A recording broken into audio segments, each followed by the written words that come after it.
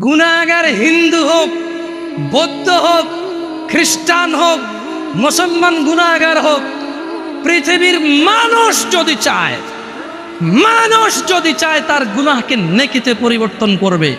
ও যেই ধর্মেরই হোক না কেন, যেই দিনেরই হোক না কেন, সেম প্রসেস শিখাই দেব, জানাই দেব যে হিন্দু লোকটা যদি তার শিরকের গুনাহকে নেকিতে পরিবর্তন করতে চায়, ওই যে লোকটা যে আল্লাহর সাথে শিরক করে নিজেকে মুসলমান বলে মাজারে গিয়ে চিন্তা দেয়, ওই যে লোকটা নিজেকে মুসলিম বলে আল্লাহ ব্যতীত অন্য কারোর জন্য জবাহ করে, এই লোকগুলো তাদের গুনাহগুলোকে কিভাবে নেকিতে পরিবর্তন করবে শিখাই দেব। ইল্লা মান তাব, এ হলো মানুষ, এ হলো কি মানুষ, ওর ধর্ম যেটাই হোক। সে বলল যে সে কি বলল, সে প্রথমে আল্লাহর দিকে আসলো, এসে বলল যে আল্লাহ আমি অন্যায় করেছি। এবার অন্যায় যদি আল্লাহর শিরক হয় তাহলে বলবো যে শিরক করেছি অন্যায়, যদি জানা হয় তাহলে বলবো জানা করেছি অন্যায়, মদ হলে বলবে মদ করেছি অন্যায়। বুঝলেনি কথা? আল্লাহর কাছে এসে বলবে আল্লাহ শিরক করতাম আর করবো না, মদ খেতাম আর খাবো না, জানা করতাম আর করবো না, এই ধরনের যে কোনো অন্যায় বলবে যে আল্লাহ এটা আর করবো না। তো আল্লাহ বলছে ইল্লা মান তাব, যেটা অন্যায় অপরাধ যেটাই হোক সেম অপরাধ থেকে সে কি করলো, ফিরে আসলো। ও আমানা, এবং আল্লাহর প্রতি দৃঢ় ঈমান আনলো। কি আনলো? আচ্ছা, কোনো হিন্দু যদি ঈমান আনে সে কি হিন্দু থাকে? খ্রিস্টান ঈমান আনলে খ্রিস্টান থাকে? দেখছেন, এই অফারটা কিন্তু বিশাল অফার। সুবহানাল্লাহ, আল্লাহর উদারতাই এমন। সুবহানাল্লাহ, আল্লাহুম্মা ইন্না নাসআলুকাল জান্নাহ ইয়া আল্লাহ। তো ওয়া আমানা, ঈমান আনলো। ঈমান আনার পর কি করতে হবে? একটা কাজ, ওয়া আমিলা আমালান সালিহা, সৎকর্ম করবে। কি কর্ম করবে? অপরাধ যা করছে তো করে ফেলছে, এখন সৎকর্ম করবে। আল্লাহ বলছে যে তাইলে যদি তওবা করে, ঈমান আনে, ভালো কাজ করে, পিছের সব খারাপ কাজ নেকি হয়ে যাবে।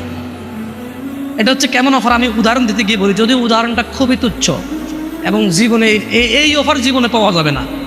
এই একজন লোকের কাছে জাল টাকা আছে, সরকার হঠাৎ করে বললো যে তোমাদের কাছে যত জাল টাকা আছে আচ্ছা সারেন্ডার করো, আর বানাবা না, এটাই শেষ, আর বানাবা না, এই সবগুলো টাকা নিয়ে আসো, যত টাকা আনবা অত টাকা আমি আসল টাকা দিয়ে দেব। বুঝেন না কথা? এর চেয়ে তো বিশাল অফার। এটা কি হবে?